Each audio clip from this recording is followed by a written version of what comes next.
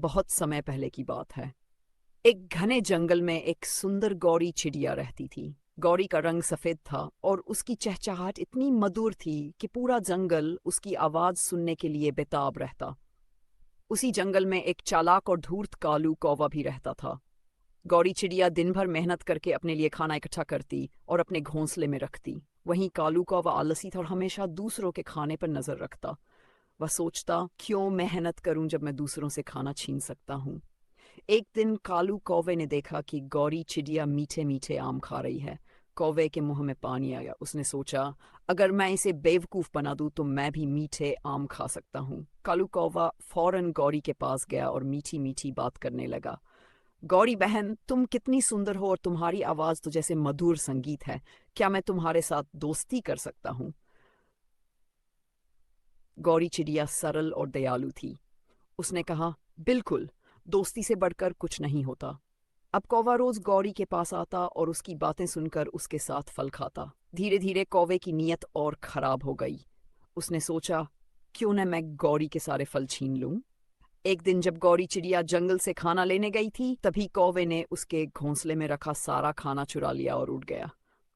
जब गौरी वापस आई तो उसने देखा कि उसका घोंसला खाली है। वह बहुत दुखी हुई।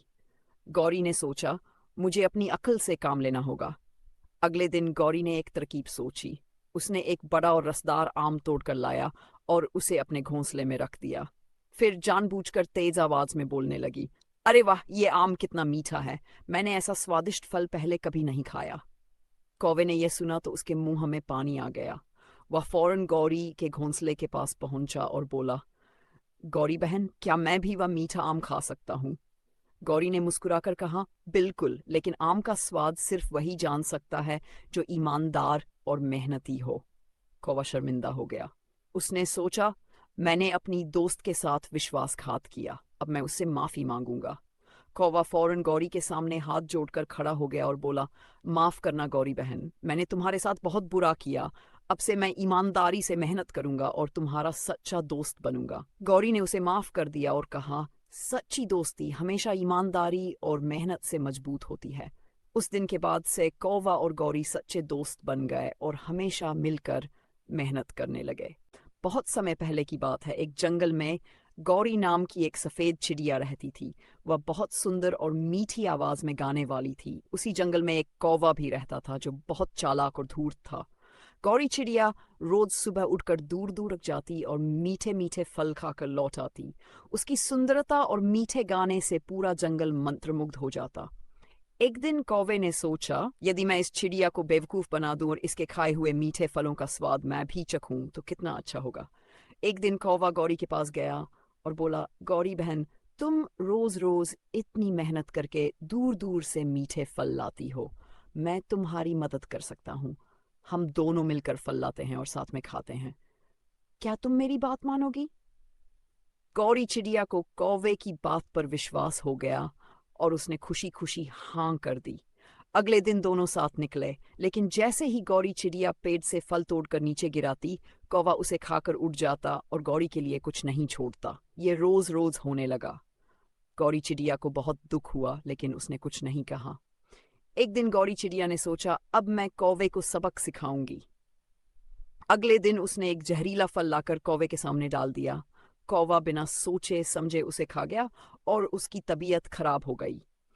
कौवा समझ गया कि उसने लालच करके बड़ी गलती की है। उसने गौरी चिड़िया से माफी मांगी और वादा किया कि वह अब कभी लालच नहीं करेगा।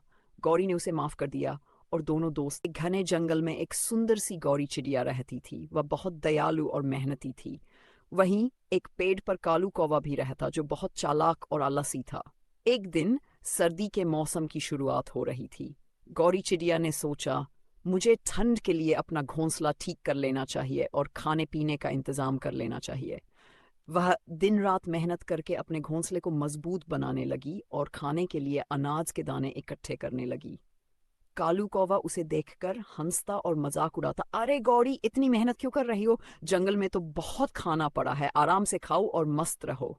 गौरी चिड़िया मुस्कुराकर कहती, कालू भाई, मेहनत का फल हमेशा मीठा होता है। सर्दी आने वाली है, तब ये मेहनत मेरे काम आएगी। कुछ दिनों बाद ठंड बढ़ गई। जंगल में खाना मिलना मुश्किल हो गया। कालू कौवा अब इधर उधर उठता, लेकिन उसे खाने के लिए कुछ नहीं मिलता। भूखा प्यासा व कांपता हुआ गौरी चिड़िया के पास आया और बोला, गौरी बहन, मुझे बहुत भूख लगी है, क्या तुम मुझे खाने के लिए कुछ दोगी?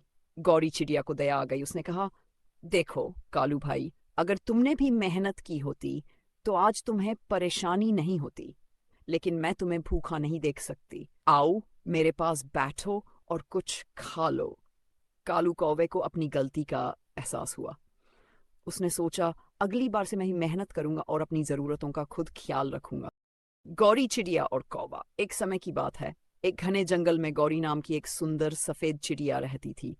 उसकी चहचहाहट पूरे जंगल में गूंजती थी। सभी पक्षी उससे प्रेम करते थे, लेकिन एक कौवा उसे देखकर जलता था। कौवा काला था, जबकि गौरी चिड़िया का रंग चमकदार सफेद था। एक दिन कौवे ने गौरी से कहा, तुम्हें अपने रूप पर घमंड है, लेकिन रंग से कोई बड़ा नहीं बनता। गौरी चिड़िया ने मुस्कुराकर कहा, मुझे अपने रूप पर कोई घमंड नहीं, लेकिन मैं खुश रहती हूँ और सबका भला चाहती हूँ। कौवा चिढ़ गया और एक चाल सोची। उसने कीचड़ में नहाने का नाटक किया और गौरी से कहा, बहन, ये कीचड़ बहुत ठंडा और आरामदायक है, तुम भी नहा लो, तुम्हारा रंग और सुंदर हो जाएगा। गौरी समझ गई कि कौवा उसे धोखा दे रहा है। उसने कहा, मैं बाहरी सुंदरता से ज्यादा मन की सुंदरता को महत्व देती हूँ। अगर मन सुंदर है तो असली खूबसूरती वहीं से झलकती है। एक हरे भरे जंगल में गौरी नाम की एक सुंदर सफेद चिड़िया रहती थी। वह बहुत ही दयालु और मेहनती थी। उसी जंगल में एक कालू नाम का चालाक कौवा भी रहता था, जो हमेशा आसान तरीकों से अपना पेट भरने की कोशिश करता था। चालाक कौवा और गौरी चिड़िया दिन भर मेहनत कर अपने लिए दाने इकट्ठा करती, जबकि कालू कौवा अक्सर दूसरों का भोजन चुराने की फिराक में रहता। एक दिन जब गौरी चिड़िया खेतों से अनाज लेकर आई और अपने घोंसले में रख दिया, तो कालू कौवे की नजर उस पर पड़ गई। अगर मैं ये सारा अनाज चुरा लूं तो मुझे मेहनत नहीं करनी पड़ेगी, कौवे ने सोचा। चालाकी की योजना। कालू कौवे ने एक चाल चली।